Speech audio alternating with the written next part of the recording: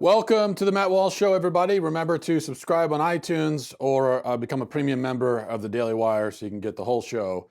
I've got an idea just to begin things with, just kind of brainstorming here. What if we call unborn babies undocumented? Instead of unborn, how about undocumented? Because maybe then liberals will stop killing them. Do you think that might work?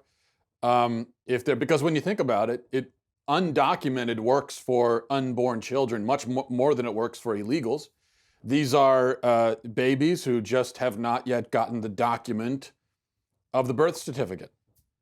Just something to think about. Speaking of undocumented babies, Democrats across the country are, as we've been talking about over the last few days, they are in a mad dash right now to legalize late-term abortion as quickly as they can in as many states as they can. So it was already legal in 6 states and also Washington, D.C., thanks to Democrats. And now after last week, it's legal in New York as well. And then Virginia and Rhode Island have their own bills, or had anyway. Virginia's bill has since been defeated. And Rhode Island's bill, even if it succeeds, will not be able to do everything that it intends to do. Because it also will overturn the partial birth abortion ban. But partial birth abortion, which is an absolutely barbaric practice of infanticide, is illegal on the federal level. But the fact is, even though the one bill was shot down, the other bill, even if it were to succeed, can't do everything. It could legalize late-term abortion, but not partial birth abortion. It still shows you where the Democrat Party is right now, and it shows you what they want to do, even if they're not able to do everything that they want to do. And we learn everything we need to know about the Democrat Party based on their what has now become mainstream support for late-term abortion. Which brings us to Governor Northam in Virginia. Yesterday morning, Northam was on a local radio station down there in Virginia, and he was asked about this bill. Northam is a Democrat. Now, keep in mind, this guy was sold as a moderate Democrat. So this is what passes now for moderate liberalism in the Democrat Party. And here's what this moderate liberal Democrat had to say. There was a very contentious committee hearing yesterday when Fairfax County Delegate Kathy Tran made her case for lifting restrictions on third trimester abortions, as well as other restrictions now in place. And she was pressed by a Republican delegate about whether her bill would permit an abortion even as a woman is essentially dilating, ready to give birth. And she answered that it would permit an abortion at that stage of labor.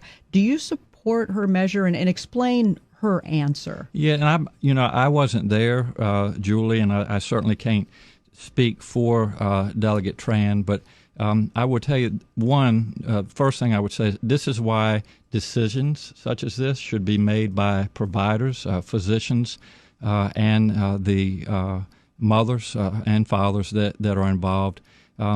There are, when we talk about third trimester abortions, these are done with the consent of obviously the mother, with the consent of the physicians, more than one physician, by the way. And it's done in cases where there may be severe deformities, there may be a fetus that's non-viable. So in this particular example, if a mother is in labor, I can tell you exactly what would happen. The infant would be delivered. The infant would be kept comfortable. The infant would be resuscitated if that's what the mother and the family desired. And then a discussion would ensue between the physicians and the mother. So I think this was really blown out of proportion. But again, we want the government not to be involved in these types of decisions. We want the decision to be made by the mothers and their providers. And this is why, Julie, that legislators, most of whom are men, by the way, shouldn't be telling a woman what she should and shouldn't be doing with her body. And do you think multiple physicians should have to weigh in, as is currently required? She's trying to lift that requirement. Well, I think it's always good to get a second opinion, and for at least 2 providers to be involved in that decision, because these decisions shouldn't be taken lightly. And so, I would certainly support more than one provider. Now, so yes, he's advocating infanticide. We'll get to that in a minute. But notice how the interviewer does not challenge him at all. I mean, you're an interviewer and your interviewee is just proposed killing live infants. And we don't even get a, wait, what? Like we don't even get that much. I would be happy just with that. Just one follow-up of it. Doesn't even need to be very specific. Just the follow-up could be, what? So you want to kill infants? That's all the follow-up. We don't even get that. You see the expression on her face. She's just going with it. She's just nodding her head. You know, she's doing this the whole time. Just like, yeah, okay. No follow-up. It's almost impressive at this point how disgraceful the media manages to be in every situation.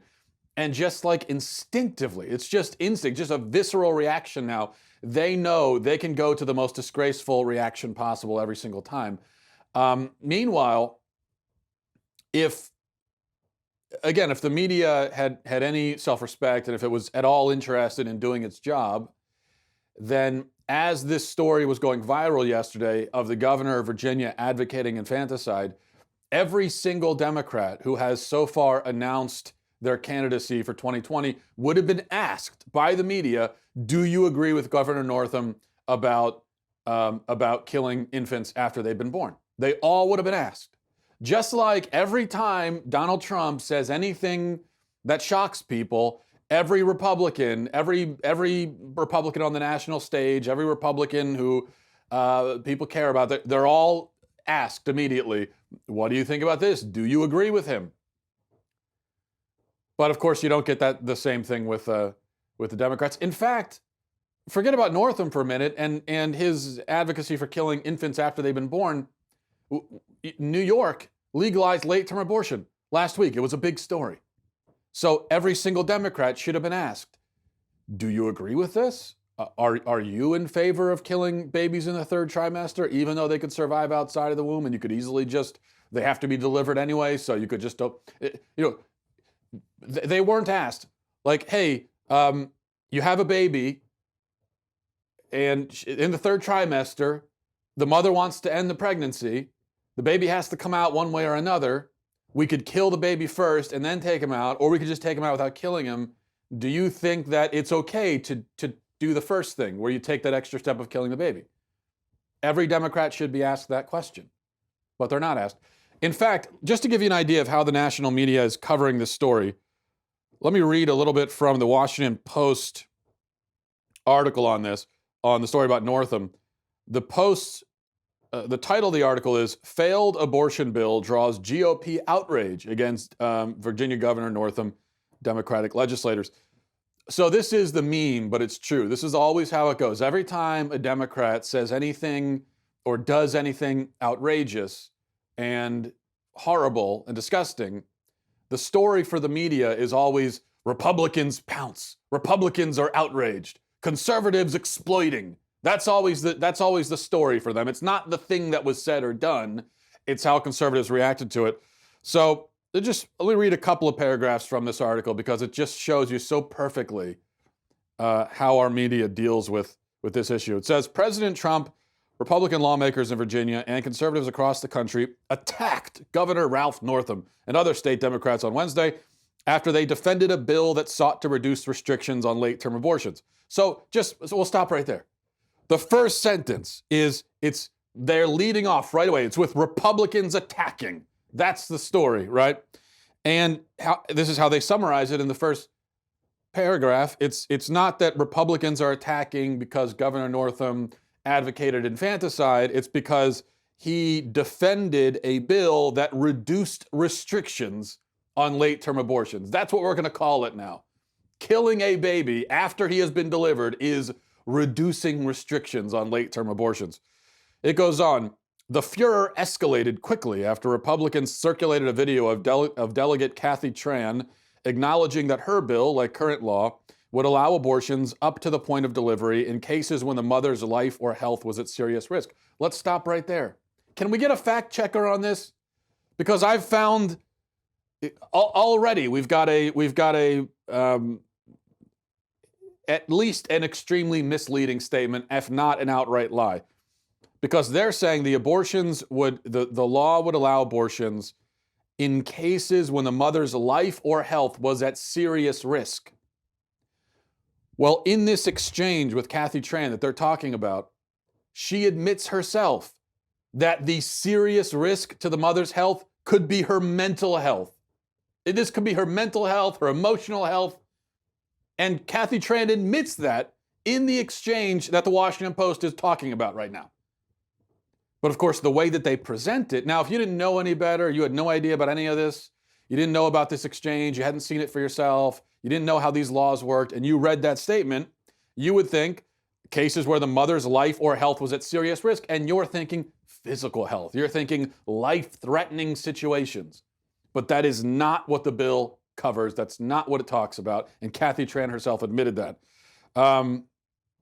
And anyway, I don't even need to go on. You get the idea there. Now, Northam, of course, has since backtracked and claimed that his comments were taken out of context.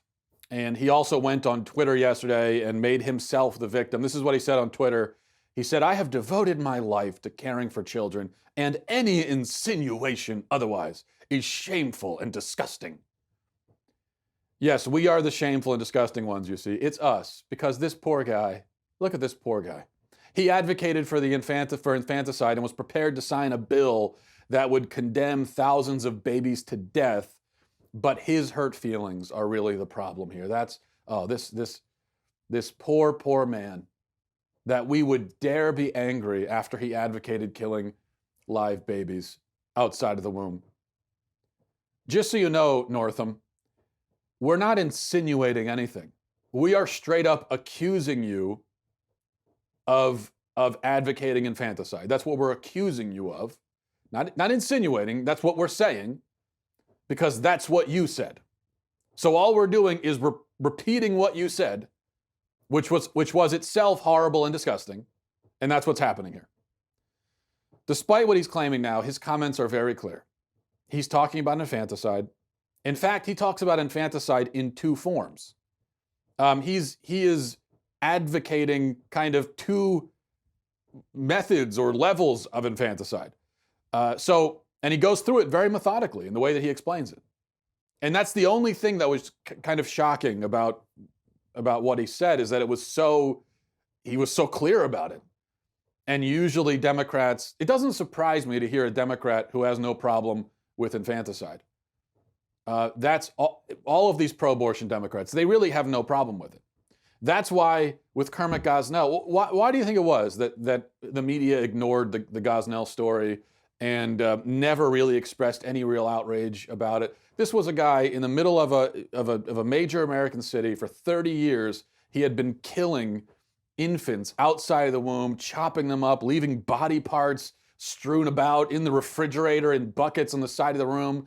The clinic was in shambles and not even sanitizing the equipment ahead of time. Women were dying.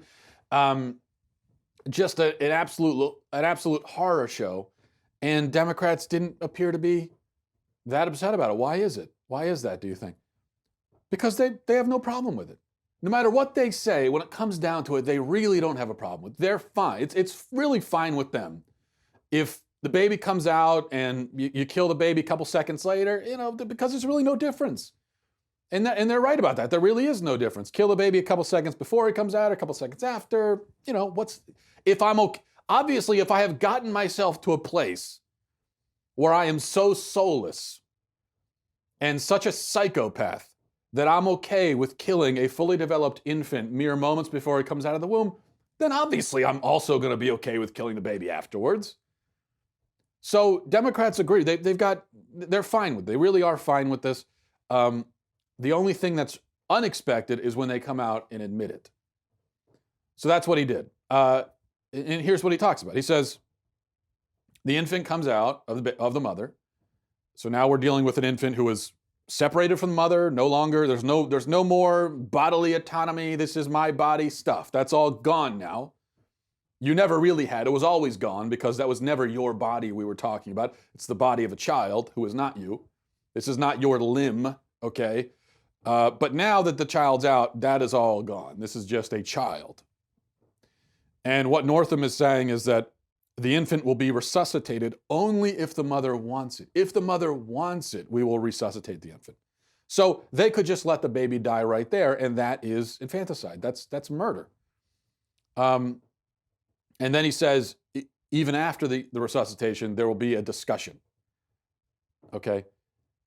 The part about having a discussion, that's where he uses a little bit more vague language, so he can always claim that it was taken out of context, even though it wasn't. The first part is not vague at all. He's talking about letting a baby die rather than resuscitate it, which, as I said, is murder. Babies have to be resuscitated after they're delivered all the time. Now, fortunately, not in the majority of cases of where there's a birth, but it's not an unheard of thing that a baby will come out and need some sort of immediate medical attention, even resuscitation in more extreme sorts of situations, which is what the hospital is there to do. That's what doctors do. We're not talking about extreme measures. We're not talking about taking a baby out and putting him on life support for the next 15 years. We're not talking about that. We're just talking about he needs immediate, basic medical care. Do you give it to him or not? Do you just put him there on a table and let him watch him die? Or do you do something basic to save his life? What Northam is saying is, maybe you just put him on the table and let him die. If that's what the mother wants, just let him die. That's all. Which is morally equivalent and identical, in fact, to if you're sitting at the dining room table having dinner and your 4-year-old child starts choking to death on a piece of broccoli, and so and someone tries to get up and to save him and give him Heimlich or something. Say, no, just sit there. Let's let this play out. And then you just sit there and watch your child choke to death on broccoli. Just sit there like this, watching him die. Exact same thing. Now, any parent, any monstrous dirtbag who would do that, in the case of the 4-year-old child choking, that person would go to prison, at the very least for manslaughter, if not for murder of some degree. So it's the exact same thing. But Northam doesn't stop there, because he says, okay, if the mother wants it, you resuscitate it, and then a discussion ensues. Well, he can always claim, well, I just said discussion. I didn't say what they'd be talking about. Okay, well, what's the discussion about, Northam? Are they having a discussion about the football game last night? Are they having a discussion about what they're going to name the child? Is that what you meant by discussion? No, see, everyone knows, and you know, that what you meant by discussion is it's going to be a discussion about whether or not they're going to kill that child.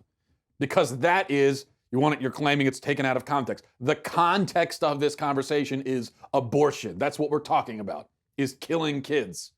That was the context of the discussion with the interviewer. So the discussion that you're referring to is whether or not we're going to kill the child. In summary, the Democrat Party is overrun with infanticidal, bloodthirsty lunatics.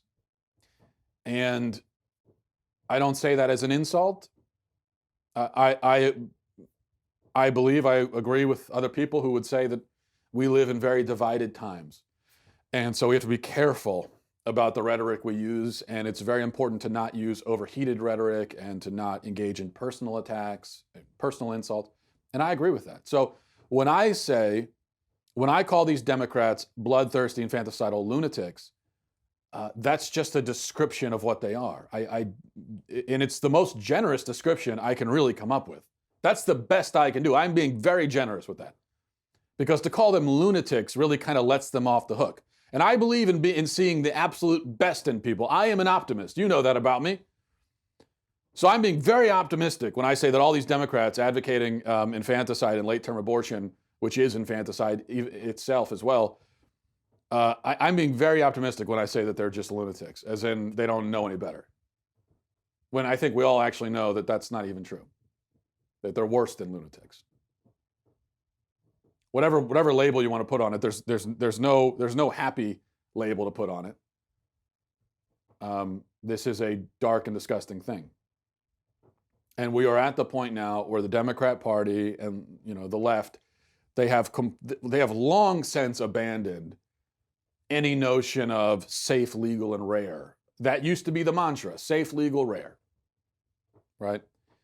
And those pro-lifers who had a little bit of foresight said even then, look, you can't believe them on that. They don't really they don't care about safe and rare. Yeah, they want legal, that's true, but safe and rare, it's just what they're claiming.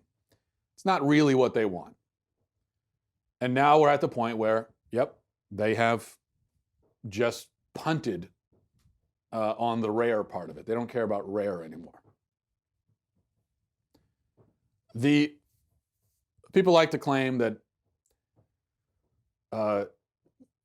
slippery slope arguments are fallacies. But the really incredible thing is that pretty much every slippery slope argument that conservatives have made about liberals over the last 50 years have all come to fruition. They have all come true, all of them. By the way, the left continues to lie and claim that late-term abortions only happen in cases where the woman's life is at risk.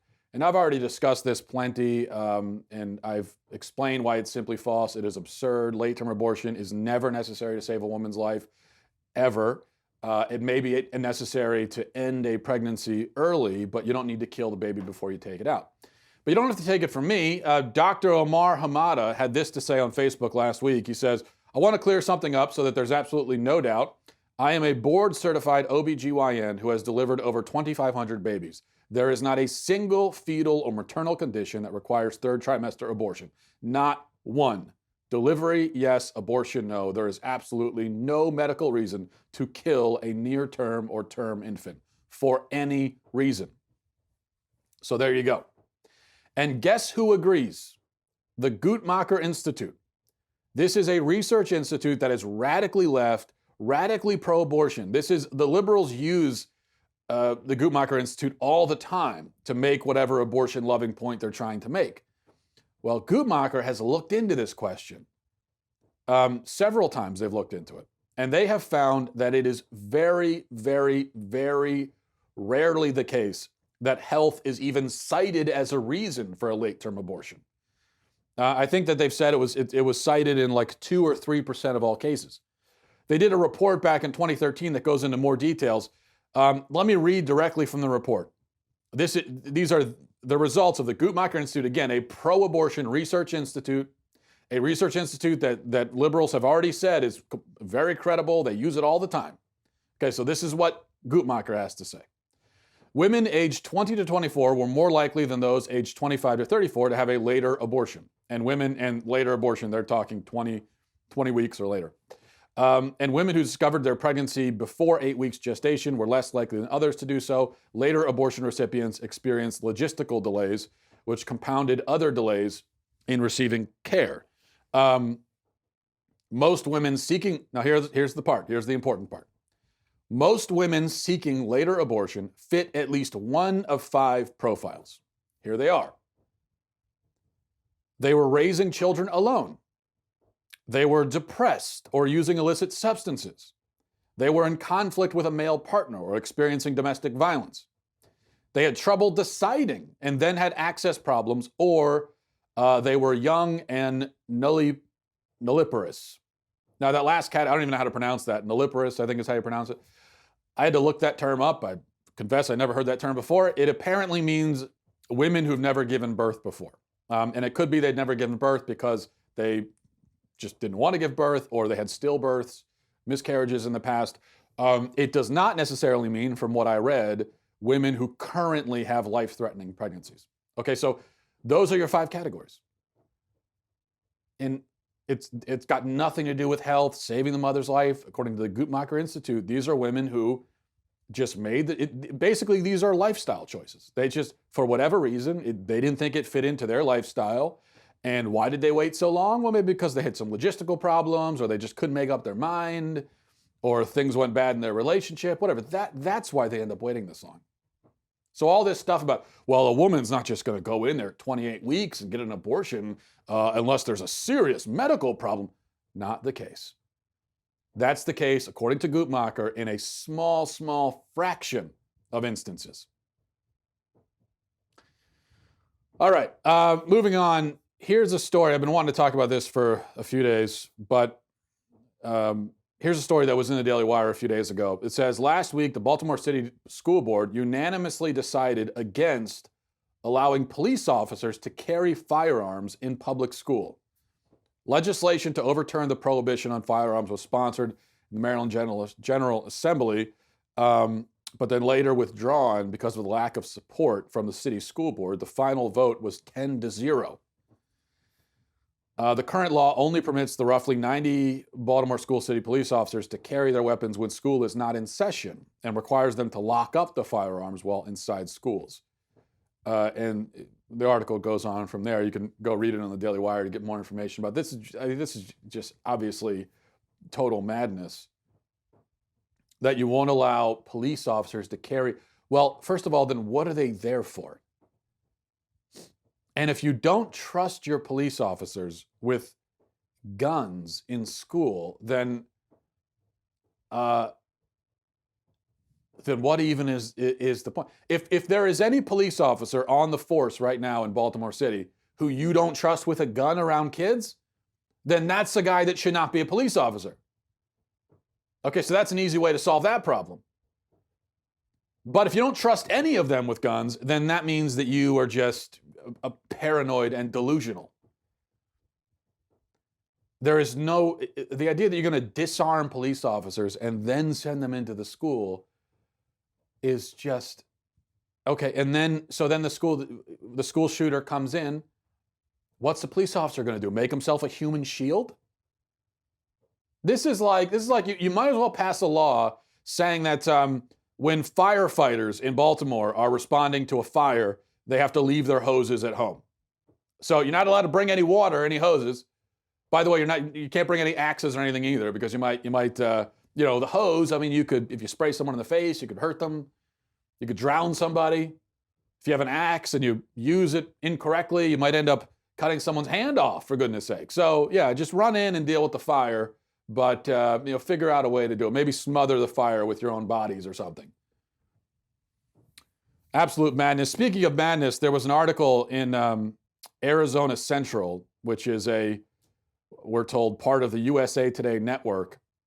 And this is someone wrote an editorial, someone who has come up with a very interesting reason to be offended. This is what it says. It says, a few weeks ago, this is written by Rashad Thomas, is the name of the opinion contributor. He says, a few weeks ago, I attended a holiday party at a downtown Phoenix restaurant. I walked around to view the photographs on the wall. Then a photograph caught my attention. Friends said, it's coal miners at a pub after work. It was a photograph of coal miners with blackened faces. I asked a Latinx, rather than Latino, Latinx, and white woman for their opinion. They said it looked like coal miners at a pub after work. Then they stepped back, frowned, and said, it's men in blackface. I asked the waitress to speak with a manager. Instead, I spoke with a white restaurant owner. I explained to him why the photograph was offensive. Evidently, someone else had made a similar comment about the photograph before. Yet the photograph remained on the wall. He said he would talk to the other owners and get back to me. While leaving, I asked him had he spoke with the other owners. He had not spoken with them, but mentioned Google said it's coal miners after work. Who determines what's offensive? For me, the coal miners disappeared, and a film honored for its artistic merit, despite being the most racist propaganda films ever, D.W. Griffith's Birth of a Nation, surfaces, in which white actors appeared in blackface. The white owner saw coal miners in the photograph. Therefore, it was not offensive. Okay. First of all, this is just terribly written. I know it's Arizona Central, but still, you think they'd have higher standards? It's just a terribly written article, but that's beside the point.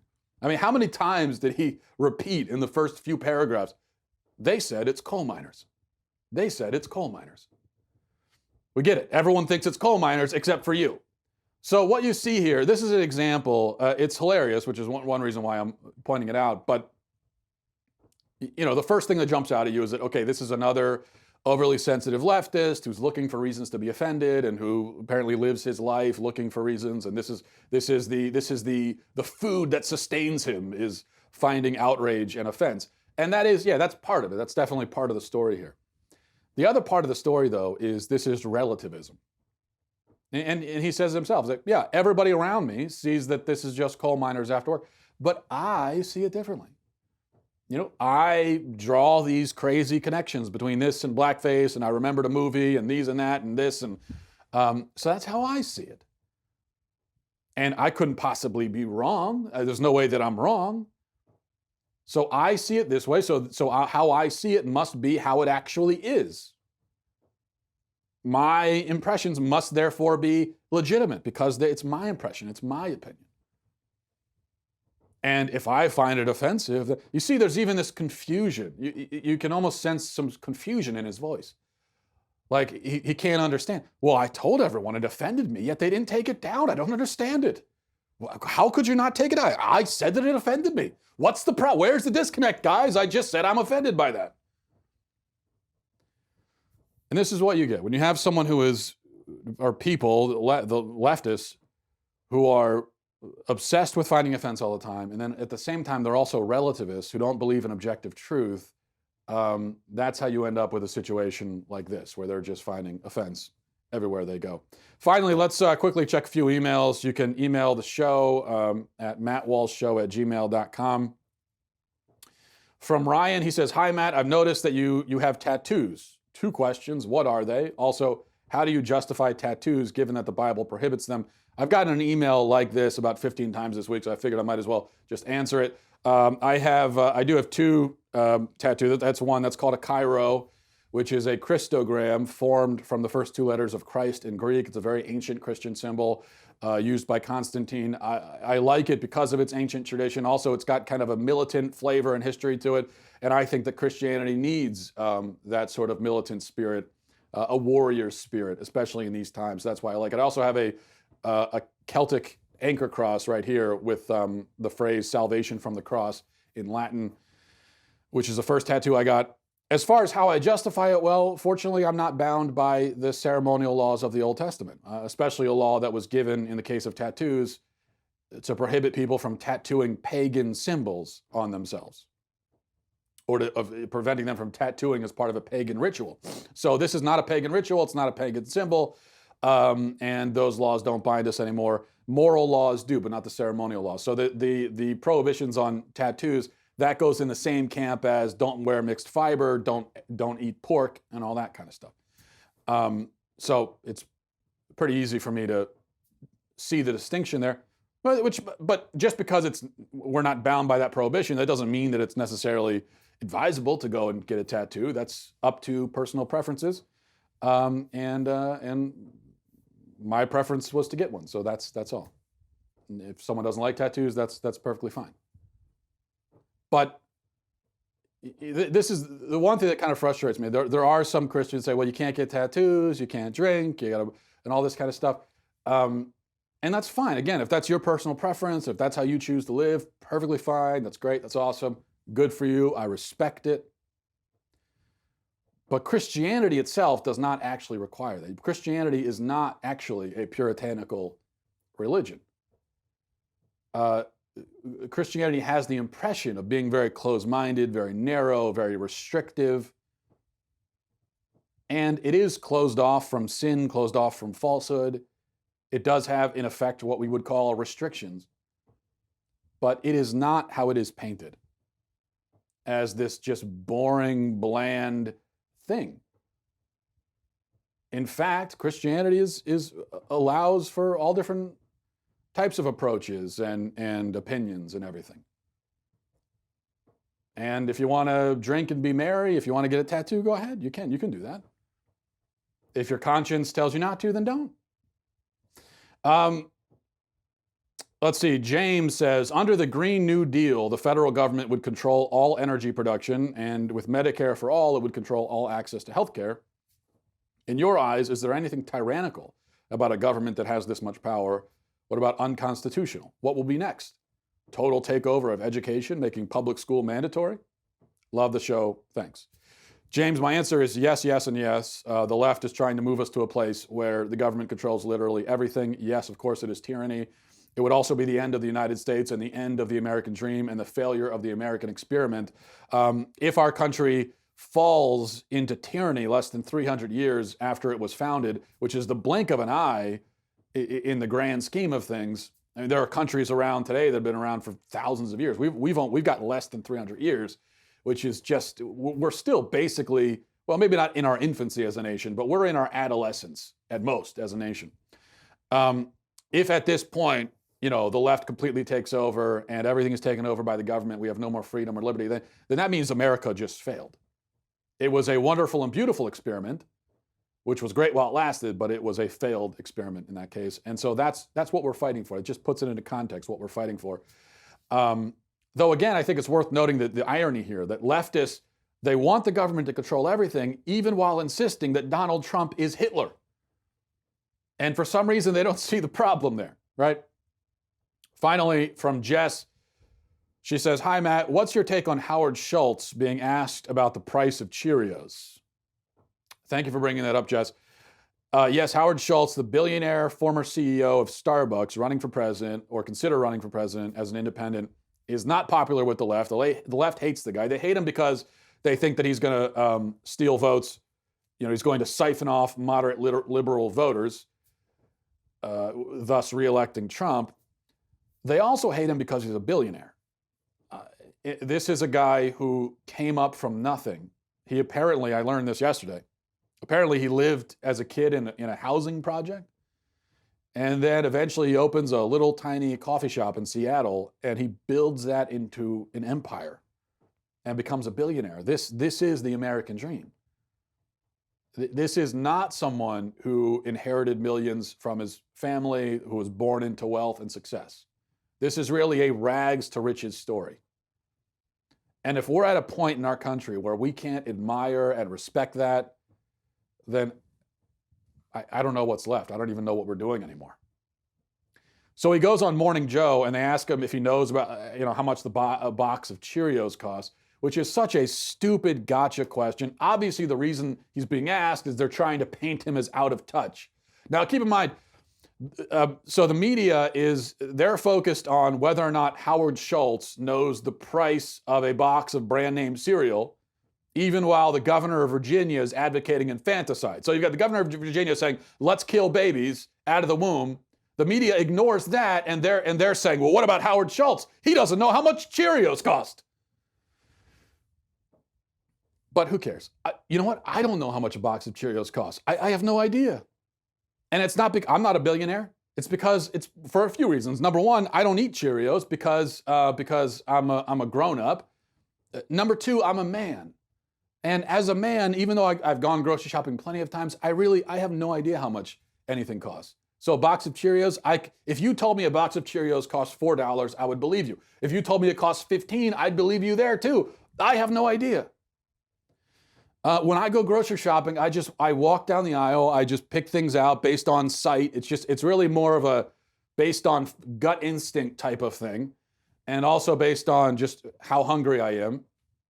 And then I go and I take it to the checkout, and I'm always surprised by what the price is. So it's kind of a fun game. So that's all. It means absolutely nothing. And if Howard Schultz doesn't know how much Cheerios cost because he's eating, a fancy eggs Benedict breakfast prepared by his personal chef every morning, then you know what? Good for him. That's awesome. I wish I had a personal chef making me breakfast. If I could afford a personal chef making me breakfast every morning, I would definitely pay for one. That would be great. So good for him. All right, we'll leave it there. Thanks everybody for watching. Thanks for listening. Godspeed.